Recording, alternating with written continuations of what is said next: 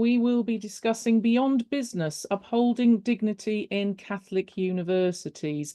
Our host for the evening will be Maggie Fergusson, who's the Deputy Editor of The Tablet, and she will be hosting an expert panel of guests to discuss Pope Francis's statement and its impact on Catholic universities around the world.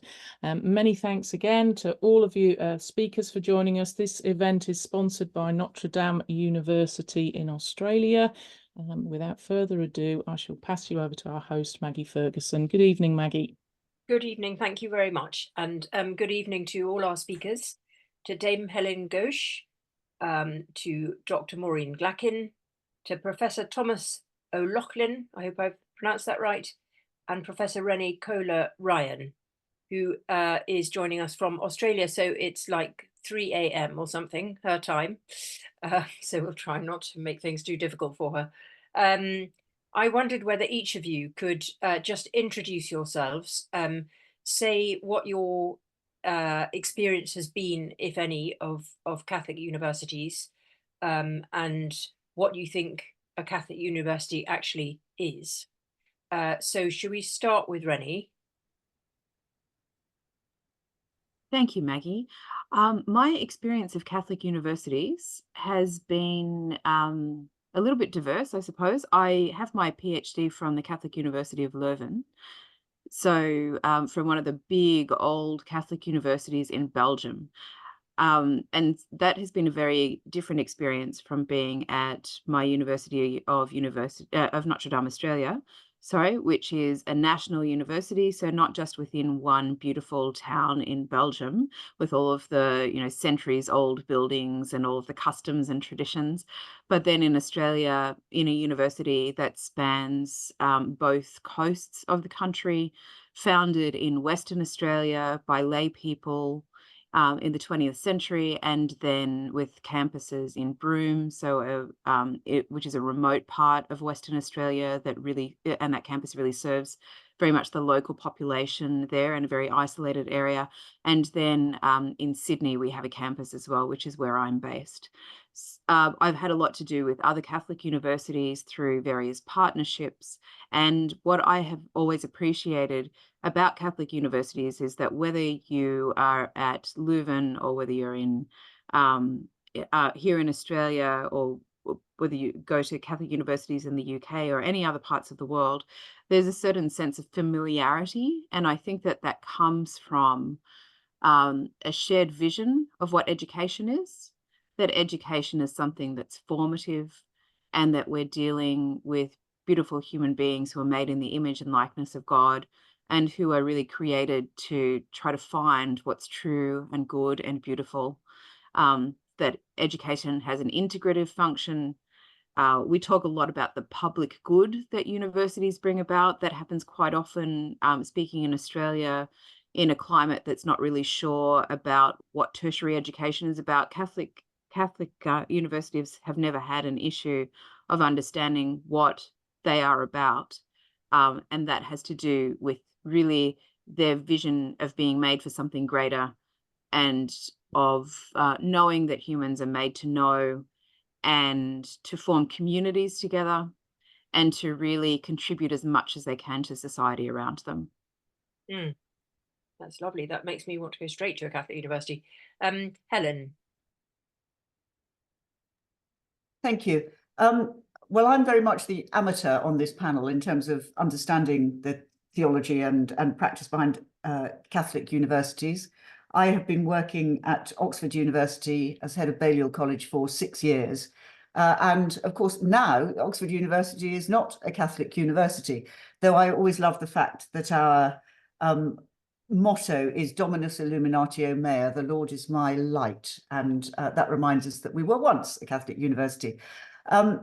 In prep for this event, I read the excellent article about Francis Campbell, now, of course, in Australia, talking about his life, but also talking about what he believes a Catholic university to be.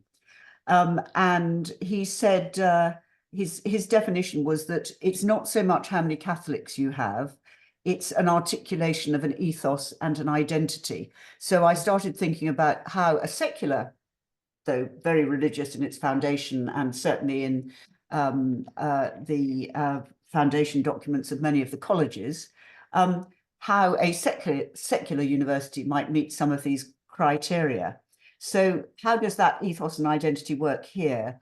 Again, he quoted, I think, Vincent Nichols speaking at St. Mary's, saying that the Catholic identity of St. Mary's is its point of openness rather than closedness to the world, which I think is a broader and wonderful definition of Catholicism as well. And of course, we as a university, like almost all UK universities now, are increasingly international. We have, although 80% of our undergraduates are UK students, 20% are international. For our postgraduate students, 80% are international and 20% are UK citizens. And that brings in a wonderful diversity and openness to the world. And of course, reflected in the fact that our student population are of many faiths and none. I think there is an interesting challenge which we might come on to later as to the extent to which our college being founded in 1263, religion is one of our charitable purposes, and we have a chaplain and we have a chapel. And we were discussing only recently the appointment of a new chaplain. And the secularists said, but, you know, young people today, they are not people of faith. And we pointed out, we probably have more people of faith, some kind of faith, in our student population now than we have ever had because of our internationalism and diversity. Francis also talked about a commitment to the truth, seeking the truth, and an openness to dialogue and engagement. UK universities are very much caught up in culture wars and debates about freedom of expression. And this university and all of the constituent colleges have a real commitment to freedom of expression. It's the lifeblood of the university, as our university says, and it helps us approach truth. It enables the pursuit of knowledge. So we might come back to that. And finally, Francis also cites that wonderful text, the idea of a university as a place where people come together to find solutions or meaning in what they're experiencing together. And although we are, in one sense, not a religious institution, in Balliol College, we have an annual St. Catherine's Day feast, St. Catherine being the patron saint of our foundress, who is the wife of John de Balliol in the 13th century. I start off having to explain to the students what a saint is, because, you know, the audience may not know what a saint is. And I then explain that we have local saints, one of them being St. John Henry Newman. And I will end by, I quoted to them an extract from the idea of a university. When a multitude of young people, keen, open-hearted, sympathetic and observant as young people are, come together and freely mix with each other, they're sure to learn from one another. The conversation of all is a series of lectures to each, and they gain for themselves new ideas and views, fresh matter of thought, and distinct principles for judging and acting day by day. So I feel as a university, I was having explored these themes, I concluded that perhaps we are more of a Catholic university than I thought. Interesting. Just quickly before we move on, Helen, would you are you sort of aware of who in your student body is Catholic? Yes, sorry, of course, to some extent. The as some of you will know, clearly we're served by a wonderful Roman Catholic chaplaincy, long established, with very distinguished chaplains in the past. Now, Father Damien Howard, SJ, former head of the Jesuits in the UK.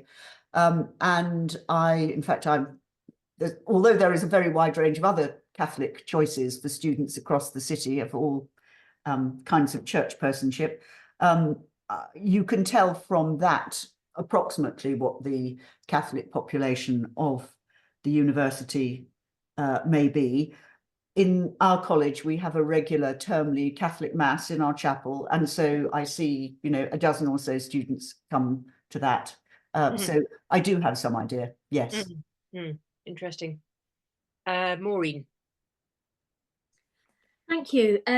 Well, I worked at St. Mary's University in Twickenham, or very known to very many people as Strawberry Hill, which and I ended up running the Faculty of Education and Theology there. So I came in, I had done a master's at Heathrop whilst working in education as a teacher, and then wanted to do a PhD. So took myself to St Mary's to do that, and then started to work there on their part of their teacher education program. So as a primary RE lecturer.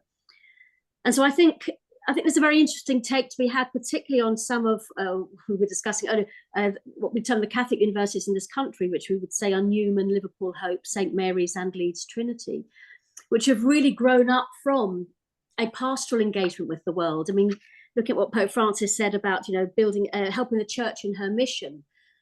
I think those institutions, having grown from teacher training colleges now into universities, have certainly been real symbols of that mission within this country. And if I think about the number of teachers that they have trained and how many pupils those teachers have gone on to teach, and the influence they have had across Catholic education, I think we could certainly say that those institutions are very great missionaries of the church in the world. However, I think it's also right, so that they're not, we're not part, in this country, they're not part of the intellectual elite. In that sense, we're not part of Russell Group, and actually a research function within those foundations, which is obviously so important to the life of the university. Has only latterly developed, I would say, and it's more advanced in some institutions than others. But I do think that it's, in terms of mission integrity and of the church in the world, I think these institutions are very, very forward facing. And from my own thing, what do I think a Catholic university means for me? I think it's somewhere that is countercultural. I would expect a robust theology department, whether that is scriptural theology or indeed in the St Mary's tradition, pastoral theology, a place where society is held to account, where people ask questions. I mean, I'm thinking at the moment around the debate around assisted suicide, and I think our Catholic universities have a particular voice there, and a very powerful one, and as I said, countercultural. And I think there is an increasing place for that Catholic voice within public life. And so, while the way the demographic of our institutions is changing no more than within our schools, it is that inclusive ethos. It is that understanding that there are things that we do here in this way because of who we are, and this is our foundation, and it's not something that we're embarrassed by or ashamed of. It is something that we confidently own and build upon that foundation in articulating what a Catholic identity means in contemporary society. And whether you're a sports, I know for some pupils being within that institution, the fact that it's Catholic is part of the kind of the backstory for them. But our church is in the middle of the campus at St Mary's. The chaplain's office is also in the middle of the campus, and I think there's great witness in that. So yes, a countercultural institution, but I think particularly in my experience of working within one that makes and continues to make a vital contribution to the mission of the church, rooted in the world. Tom. Well, I'm a historical theologian, and I've spent most of my career working on the early Latin Middle Ages and theology written in Latin. And recently I've been working on a book on the evolution of the Eucharist in the 2nd and 3rd centuries. So I'm sort of going away from historically where I have spent most of my life. My first theology degree was from St. Patrick's College, Maynooth, and it's branded in the name of the Pope. It's a pontifical degree. And I spent, I can't do the arithmetic in my head, teaching in the Milltown Institute for Philosophy and Theology and Philosophy, which alas is no longer with us in Dublin, which was a pontifical faculty. But I've spent the last nearly 30 years in secular universities, and I'm the Professor Emeritus of Historical Theology in the University of Nottingham. my other contact with Catholic universities down the years is that, of course, I've been the examiner. I've examined in St. Mary's and other Liverpool Hope and places like that. And I've been always interested in the juxtaposition of the word university and Catholic. And I'm very conscious that for many outside the Catholic world, and for many in the theology world outside the denominational world, there is a suspicion of any institution that is linked to a particular religious tradition, because one looks at certain examples from the United States where a church university is really a decision: we don't like what's happening in the world, and we're going to just paddle our own canoe, however you like it or not. And I think there is a suspicion that if you associate the word university with Catholic, that it's somehow a lagering of the wagons. And I think that's something that Catholic universities have to be very worried about. But equally, we have to be aware that Christianity is fundamentally a knowledge-seeking religion. We invented the idea of a university. Dame Helen proudly told us of 1263, but one could go 100 years earlier and look at the School of Paris, and then the work of the Archbishop of Paris and founding the university in 1209. But one could go back to the monasteries. And it is of the nature of Christianity to investigate reality with all the rigor it can muster. And of course, the great glory of medieval Catholic theology, and indeed the people who founded an institution like Balliol College, was that they were going to follow the truth wherever it led. So Aquinas sees the truth as inherently one, and is always suspicious of the idea that there is a particular truth, because that might be juxtaposed to what one could discover somewhere else. So we are the inheritors of a very rich legacy of searching diligently and using all our critical faculties. And I think we have to emphasize that notion of that it is the critical pursuit of truth, because so many people associate the religious pursuit of truth as either a laggard wagons, we're just going to look at our own thing, or the mere repetition of a party line in the face of the evidence. Very good. So I was reminded recently of something that Timothy Radcliffe, who's in Oxford with Helen, wrote a couple of years ago in the tablet. He said that the challenge for Catholics is to weigh up the convictions of the church against the questions of the world. And that can't be true for anybody more than for people of a sort of undergraduate age. How do you have, Renee, a particular way of dealing with that problem in a Catholic university, in a Catholic context? Thank you, Maggie. And Thomas, I really like the way that you drew this to our attention, that Catholics invented universities, which is something I often say to my students. Why is it that Catholics... Let's be precise. Western Christians invented universities. Yes. Western Christians, yeah. But why is it that we're invested in universities and also in a health system? So because we have so many students studying for those professions when we come through the university.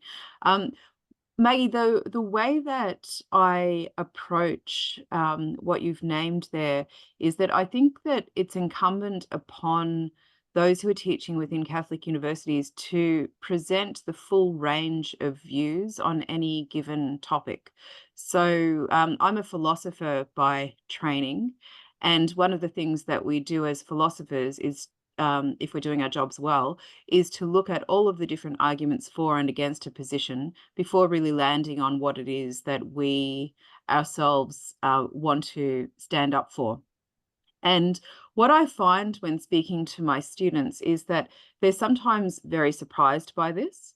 So I've had full-on arguments with students where we might be discussing very contentious issues. I still remember the look of horror on a young woman's face when we were having a discussion about abortion one day in class, and we were really arguing back and forth. And I was really presenting the position for abortion from a philosophical perspective so that she would appreciate just how strong all of the different positions are.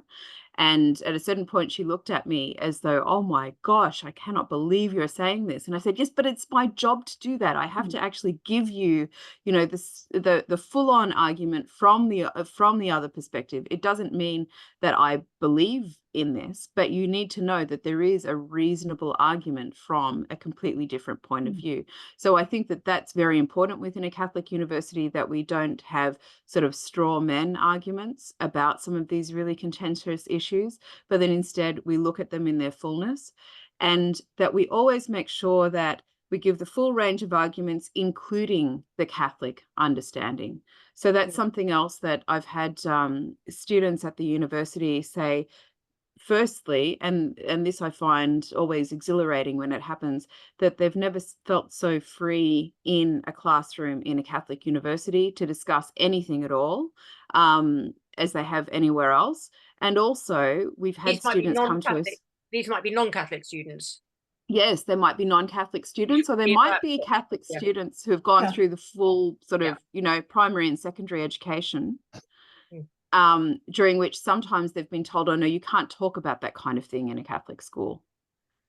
So sort of that there are topics that are off limits. Yeah. So they find it really refreshing that they can bring up anything and talk about it, sort of ventilate any ideas. And the other thing is that we make sure that when we teach the history of philosophy, for instance, that we don't leave out major gap. There aren't major gaps. So in a lot of Australian Catholic universities, they'll refuse to teach medieval philosophy because medieval philosophers talk too much about God. And from an atheistic perspective, then you just say, well, that's not really proper philosophy. So we're not going to, you know, talk about Thomas Aquinas. So you end up with about 1,000 years of thought missing in the history of philosophy. So those are some of, from my experience of working in a Catholic university, I've just found it extremely freeing, and the students have responded to that freedom. Helen, what do you think? Because it seems to me, I mean, there were difficult questions to contend with when I was at Oxford very many years ago, but it terrifies me now what I mean, I've been reporting for the Tablet on the Cass review, and just what young people are facing, and if they're trying to balance that with religious conviction, how does that work? Well, I think that is a very, very good question. I think there's always, I in fact was going to phrase a similar question to Renee. When I talk to students in my college, and obviously that's my main source of information on this, what I think is reassuring in many ways. So, for example, we recently had, I don't know whether it would have reached you, Renee, in Australia, but there was an academic from the University of Sussex called Kathleen Stock, who has, and I'm always going to get the terminology wrong because it's so confusing, but basically has a biologically based view of sex and gender, rather like of a J.K. Rowling-ish kind. And she was invited, not by the university, but by the Oxford Union, which, as you all know, is a quite independent debating society, to come and express her views. So there were lots of criticisms in the various press and the media among students. There were demonstrations outside. The university tried to keep its distance, i.e. it wasn't their event, but inevitably got sucked into the debate. When I spoke to my, as it happened, female JCR and MCR middle common room, graduate and undergraduate common rooms, and I said, you know, what do you think about what Kathleen Stock said? And I was betraying myself as a second generation feminist. I said, it seems to me actually quite reasonable. And they said, actually, most of us think it's quite reasonable. You've got that silent majority in the middle who I think, do just carry on with life. Not that they're afraid to express views, but in a sense, they feel it's irrelevant to their other concerns. The argument that, of course, is put on freedom of speech is not so much that intellectual argument, the argument that the university would put about why freedom of speech is our lifeblood. It's very often posed in terms of a feeling of safety. It makes me not feel safe that there should be people who, for example, are either against or indeed for abortion. It's framed in a way that is not intellectual, but is almost emotional. And I was going to say, when Renee was speaking, I feel like rushing over to Australia and join more philosophy classes. But do you get that I don't feel safe? I don't feel safe if you invite that person to speak, which is very, very difficult to counter. I mean, we do counter it, but it's a different angle on the same issue. Yes, Helen, it is really difficult, isn't it? Because there's a lot more recourse to feeling than to reason. Yeah. So that's another thing that I think is really important for Catholic universities, to insist on the use of reason and to see that reason needs to be integrated with feeling, and we need to really interrogate our feelings, but not be victims of our feelings. Right. So it's one thing to appreciate that you're dealing with a very contentious, sensitive issue, and there are people who will be responding quite strongly to that, and we need to always be sensitive to this, but not at the risk of shutting down debates. And that's a really difficult thing for any university to balance. So like other universities around the world, in Australia, we have all sorts of protests happening on campus, deplatforming people, saying, no, we don't like what this person has to say, and therefore they cannot speak. That seems to me to be completely counter to what a university should be doing. And that frightens me, the idea that because I don't agree with someone that they shouldn't be allowed to speak at all. I think that's highly problematic for a university. It's interesting, isn't it, that young people, we sometimes expect that they must be thinking in one way, but then, like the students you were talking to, they weren't. They come back, they say, well, no, actually. But you don't hear them. You don't hear them in the great noise that goes on above their heads. That's right. Heads. Yeah. That's right. And there can be an inordinate amount of noise about some of these big sort of hot button issues. But when you actually dig down deeper and take away the noise, there's a strong, a really solid conversation to be had that is, that helps young people to see what's going on in the world and what their views are and how they might want to express those views. Yeah. Maureen, what's your experience of young people tussling between the convictions of the church and the challenges of the world? Well, it's interesting because I think having taught for the main on teacher training programs, which are very particularly stratified, they are very, very full on. I think what we've managed to do is really give an additional pastoral presence to students, so that when I would hope that they felt comfortable discussing. When I was lecturing in RE, I would, students would come in feeling that they had nothing to learn here. And of course, by statute, it's the one subject that must be taught in schools here. It's a statutory requirement to teach RE in all schools.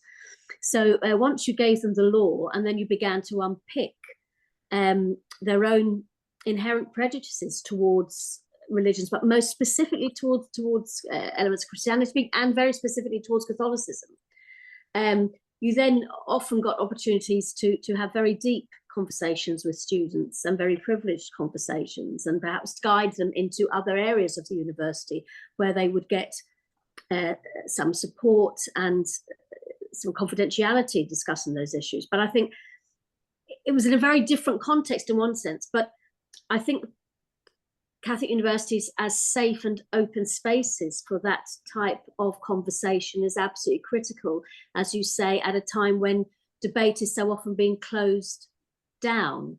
Yeah. And you can be very unfashionable in holding a view. And it's quite interesting often when students would go out into schools. One of the schools we worked at, there were a very high proportion of Plymouth Brethren students in the school. And that was also quite interesting for student teachers because, of course, they wouldn't take part, particularly if they were on placement over the Christmas term.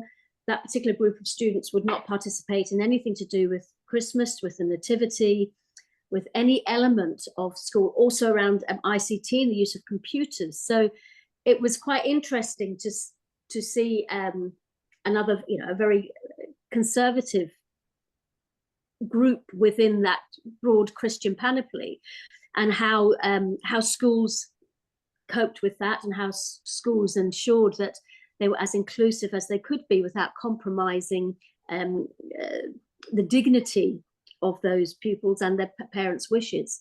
So I think that it's interesting listening to Renee talk about her philosophy classes. Yeah, I wish I was in them too. And it does make me think as well, so much of what we did within teacher education was so reductionist in a way, just because of the nature, the politicized nature of education and learning, I think, in this country. And we were constantly saying, free yourselves, don't be afraid, take that step, be confident. If it goes wrong, you will learn from it, as you say to your pupils. But giving them a safe space within which to experiment, in which to test ideas and thoughts, in a practical sense, in a pedagogical sense, in a way for the many of the students I worked with, as well as in your sense, Renee and Helen, in an intellectual sense. So it's interesting for me in that pastorally and that practically focused program, how the themes are the same, but perhaps how they're expressed and realized is in a different methodology. Yeah. Can I just remind everybody who's listening in that this event is sponsored by Notre Dame University in Australia. And Tom, over to you on this question. Yeah, I think one of the fundamental challenges facing a university teacher is to try and help the student discover the reasons for what they think they know and what they think they believe. And that faces two enormous barriers. The first one is the obvious one, that it's painful to try and reason out where one is and how one has got there and what one might actually think. We don't like doing it. We're not naturally good at being reflective. The second element is that there's always nicer things to do. And and this is whether it's a Catholic university or an ordinary university or whatever, and that is, will this come up on the exam, the strategic learner? And there's a variant on the strategic learner now, which says that the skill of knowing anything is that I can express it in a short soundbite or put it on X. But that's against strategic learning. And of course, the problem with trying to know what I actually know and finding out what I really believe is a long-handed problem. It requires lots of slow learned work. Now, one of the differences between doing that as an ordinary, in inverted commas, university teacher, and by the way, I've had to do it with PhD students. It's not something that you get over in the first year or even in the first degree. You'll find someone who's actually decided they're going to devote 4 years of intense research, and they haven't a clue why they're doing it. But that if you are a Christian and you're engaged in that work, it is not merely a job, but it's actually part of your own religious vocation and your own search for the truth, that you're helping someone else come to this level of self-awareness. And of course, it presupposes that you're engaging it constantly yourself, because knowing yourself is not something that, you need to write letters to your younger self saying, oh, you were such an idiot. I went to give a talk in a Catholic school in Ealing last week, and I discovered that I think 40% of their students are Catholic and the rest not. And I said to the headmaster, what happens when the Catholic ones are going to mass? And he said, oh no, they all go to mass. They all. Renee, you're probably best placed to tell us whether that is what happens in a Catholic university. The non-Catholic students are actually expected to join in the Catholic life. So there isn't the expectation that they'll all be going to mass. Yeah. And in fact, we have students who are Catholic, we have students who are of other religions, of no religion, those who are looking, I mean, really, they reflect the demographic of the nation in this way. And we'd have a lot of Catholics who are simply not practicing. So I think that one of the things that a Catholic university can do is through intellectual inquiry. So we have a core curriculum at the university where all of the students are really exposed to the Catholic intellectual tradition and philosophy and theology. It's sort of the foundations of our tradition. And we try to make that quite invitational so that it's not that we're saying, well, this is the way it is and you'd better toe the line, but instead, getting them to really delve into questions of purpose in their lives, of questions about God, etc. So what does it look like, I suppose? How is another way of putting it, Maggie? I think what it looks how like is it is exactly what I'm getting at. Yeah, if you give us an idea of what does it actually mean to be in a Catholic university, because Tom was just suggesting how you search for the truth in a university, full stop, but there's something more going on. Yeah, and that's like the X factor, isn't it? What is the something more? So it's something about the way that sort of our physical infrastructure is. I think it should reflect its Catholic heritage. So through artworks, through trying to create beautiful spaces where students really come together and mingle, or the whole community comes together. We have lots of courtyards through chance and design at Notre Dame. So there are these outside spaces that often remind me of a cloister. So there's the sort of that repetition of a historical precedent, but it means that there are constantly places where people gather together to speak, to enjoy each other's company, etc. On the Sydney campus, we have a beautiful church that's quite prominent on the campus. And I think that is just sort of a physical reminder that this is a Catholic campus. We have across the university a cross made out of jarrah wood, which is this wood that's native to Western Australia, to remind us of our origins historically, but also there's just that constant reminder that we're in a Christian place. And we also have the objects of the university, which talk about the fact that we are a university that offers education within the context of Catholic faith and values. And I think that what's probably really important and what it looks like within a Catholic university to be Catholic is to keep alive the question of what that looks like in every area of our work. Right. And it probably, it doesn't change fundamentally, but its expression changes depending on what the activity of the university is, whether it's teaching, whether it's research, whether it's administration, but also what the burning questions of the day are, which Helen has raised. Gender is just one of the burning questions of the day, or what's going on politically. Even, we have questions about cost of living these days that are going on, I think, everywhere. So how is it that a university responds to those? And that can have to do very much with an approach that's quite holistic. I think that that's very Catholic.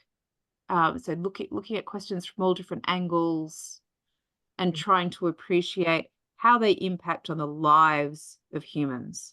To keep that vision of the dignity of the human person alive, which is, I think, what we're looking at today. So can I just pick up what Renee was saying? I'm picking up the word dignity in the title of this seminar. The other thing I was thinking about was the extent to which we are able, I mean, certainly in the UK, given the disastrous way in which universities are financed and the straits to which many universities that don't have underlying resources, as this university does, particularly in the colleges, you would have thought that a Catholic university would also be quite distinctive, if it could afford to be, in terms of the pastoral care it gave its students.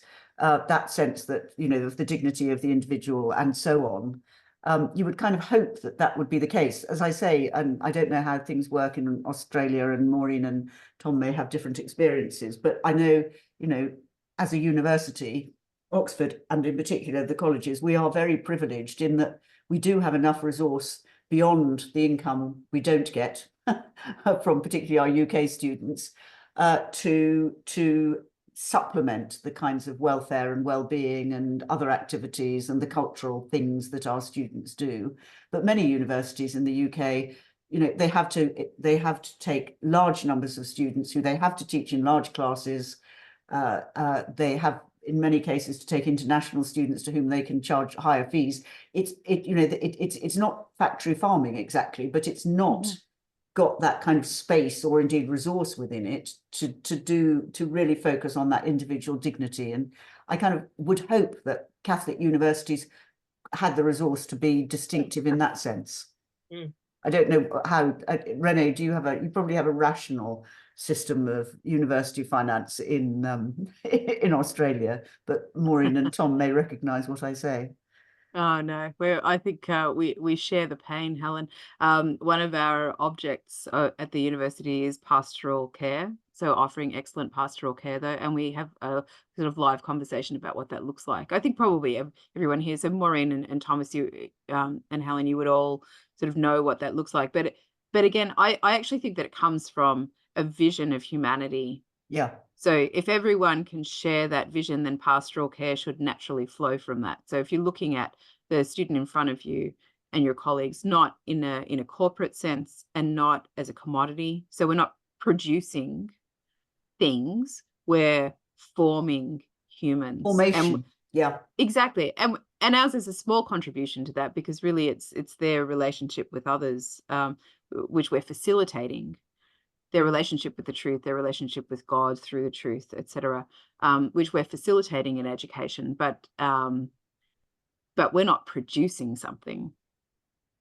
I'd like to come in there because you know, to go back to our title, it's Beyond Business. We could ask, what would a non-Catholic or a non-Christian university look like? That's exactly what. Well, I was going to say. I mean, when the Pope spoke recently for the anniversary of the Federation of Catholic Universities, what he said was, at a time of great fragmentation, we must dare to counter the trend and to globalize hope, unity, and concord in place of indifference, polarization, and conflict. But what struck me is that I would think that's what everybody's trying to do. Yeah. When you talk about, is that not what you're trying to do? It is, but you see, the reality is there are universities, and there are several of them in Britain, which have commodified knowledge. There are places which teach business studies. There are places which teach legal studies. There are places which teach parts of the engineering curriculum. And they make no bones about it. There's no frills, no formation, no nothing. You come in, you're stuffed with the right facts. It's the old Cramer model. And the danger with that is it is very attractive to our students, because Dame Helen will know, students come up and say, I've paid £9,600. Am I getting value for money? Yes. And parents will tell you, and they're encouraged by politicians, you know, I can't remember the clown who said it, but you know, he was going to make sure that students were in the room at 9 o'clock on a Monday morning, and they were going to be lectured till 5 o'clock on a Friday evening. And of course, this is what the Cramer universities, what I'd call the non-Christian universities, do, because we have to be very careful that ultimately we are pursuing research to lead to truth. We're not there. We pursue truth, and then we teach our students. We don't teach our students, and then on the sidelines of that, do a little bit of research as boffins. That's what separates us from the technical school, and it's what separates us from the teacher in the secondary school. And we are in, I'm sure, I don't know whether Helen would agree with me, there are very strong cultural forces in our society that say, just get them in, make sure they got all the info, get value for money, and leave satisfied customers. And then if you've done that, you've done your job. But, you're primarily a scholar who then shares your knowledge with students. And if we don't remember that, we will just end up producing mechanics. Maureen, you look as if you're wanting to come in here. Yeah. Well,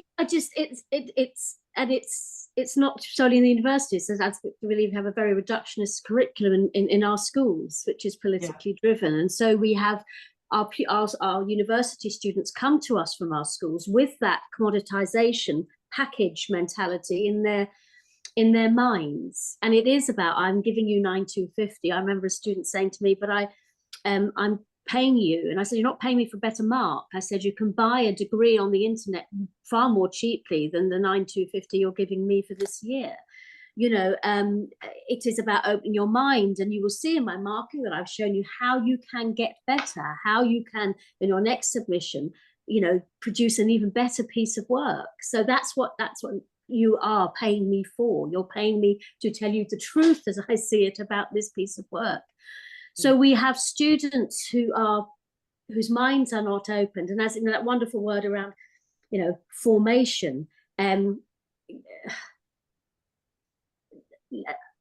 teaching, nurturing our students into an understanding that is what these years are about. And if you open your mind and challenge your own thinking and critique what you have seen as perceived truths or inherited truths, then you will leave this in a stronger place with a fine questioning mind, which will allow you to be countercultural, to think, do I swim with the tide, or actually on this one, do I swim against it? And it's even more critical now, but it is increasingly difficult, as you say, because it is what is the business of universities. If a member of staff retires or resigns, can I appoint another full-time member of staff to replace? Potentially, but only if I have enough 9,250s. If I don't have enough bottoms on seats, then I can't replace like for like. So then if I can't, I'm then thinking, well, how can I do this with integrity without losing too much? But I'm going to need to model it in a different way. And I think that pressure, I'm not saying that shouldn't be there, because from, necessity is the mother of some great inventions, but it is that balance of market and mission. Which is endemic in Catholic education at all levels, but is really critical at HE level, at university level, I think. Yeah. I mean, just to pick up Tom's question, I think even in a university, and I imagine this is also true across the Russell Group universities, there is an element of it's becoming more like a customer-facing service. And sadly, our politicians in the United Kingdom reinforce that. They cease to give us grants for doing what they regard as pointless subjects, like the history of art or music or something. And they say, essentially, they will support subjects which are, as you describe it, Tom, training people with facts to do a particular job and have an economic purpose to them.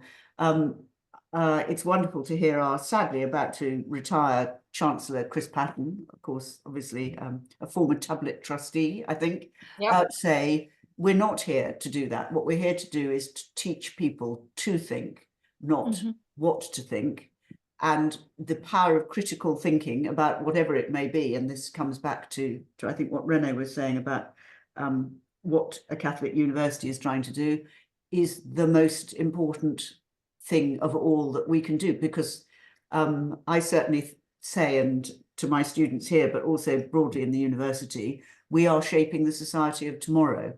We're maybe doing brilliant research, as you say, Tom, and discovering vaccines for this, that, and the other, but we're also creating the people who go off to be the creative artists, the lawyers, and that they are tomorrow's society, and we forget that at our peril, and successive governments forget that too, I think. Well, that's very good, because I think you've answered really the question that's come up on the sidebar, which is how can a university show that they're more than a business, given the cost of actually sending a student through a university in the UK. We're kind of running out of time, but I wanted to ask each of you whether, perhaps we'll start with Tom this time, whether you could say what you feel would be the hallmarks of a student graduating from a Catholic university, or should be the hallmarks. I would like that student to be a critical engager in society. If they are belonging to a religion, I would want them to be able to explore that religion with the freedom and skills that they've learned in their degree scheme. If they're a Christian or a Catholic, I would want them to see this as part of their vocation. And I would hope they'd have a sense that the intellectual life is as much part of being a Christian as prayer life or the works of discipleship or the works of charity. And the last thing I would like them to have is, I would like to feel that they have been enriched by the experience of learning, even if they're in a very poorly paid job. Helen. Heavens, I was hoping you were going to come to me last.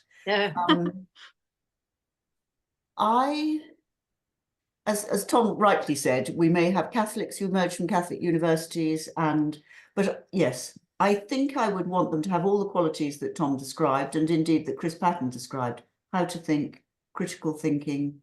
I'd want them to have learnt something in the university, we've spoken about it briefly, about how to create a community. They will have seen, we hope, a community of some kind created in a college, in a university, whether it's in Australia or Twickenham or wherever it may be. I hope that what they would see is an example of a well-functioning community and how people within that community relate to each other and support each other to choose whatever lives that they want to choose. So I think I would add those intellectual qualities to that sense of community. Maureen. I'd want them to be confident. I'd want them to understand the significance of the balance between what Pope Francis calls the language of the heart, the language of the hand, the language of the mind, and that the spirit, mind, and body need to be tended if one is to experience life and experience it to the full. So to give attention to that inner reflection, to give attention to what you do, and not only what you do, but how you do it, but also not to shy away from the challenge of the intellectual discourse, to be thinkers and questioners all the time. Renee. Maggie, I'd like to pick up on something that I've heard just in the contributions of the panelists just now, which is that I think what I would like is for all of our graduates to be very confident, in the right kinds of ways. So, Christ says throughout the Gospels, and this is something that John Paul II picked up, be not afraid. There's a lot of fear out there in our society today, and I think that Catholic universities have something to contribute in helping their future graduates to really not be afraid of asking questions, not be afraid of the variety of different answers that they might receive.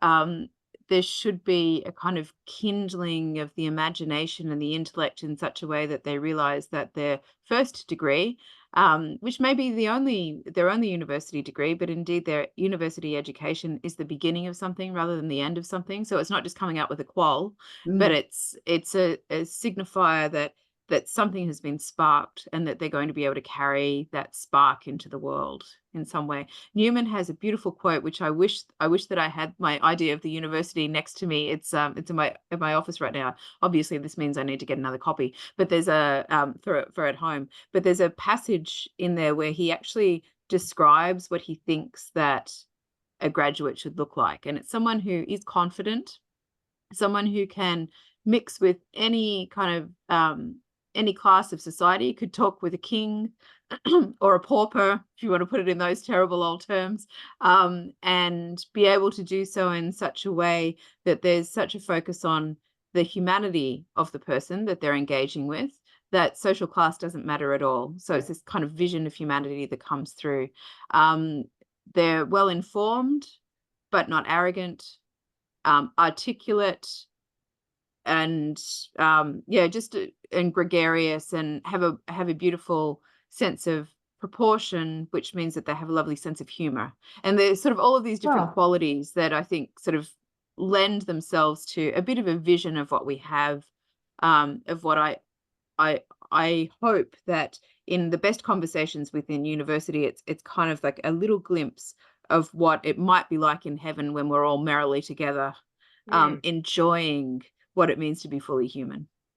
That's so lovely. That's one. I must look for this quotation and use it at degree ceremonies to send. I'll try to find it, Helen, and send it to into the world. Wonderful. We've got like 1 minute left. And Renee, sorry, I wanted to come back to you again, and it's not that I want to end on a down note. I'm just interested in the answer to this question. If a student came to you and said, I am thinking about coming to Notre Dame, be honest with me, what are the drawbacks of being at a Catholic university? What's the answer to that? Oh, I don't know that there are any drawbacks, Maggie. I suppose it might only be a drawback in perception. Some people might think that because you're going to a Catholic university, certain questions would be closed to you. But I think we've established within this discussion that the opposite is the case.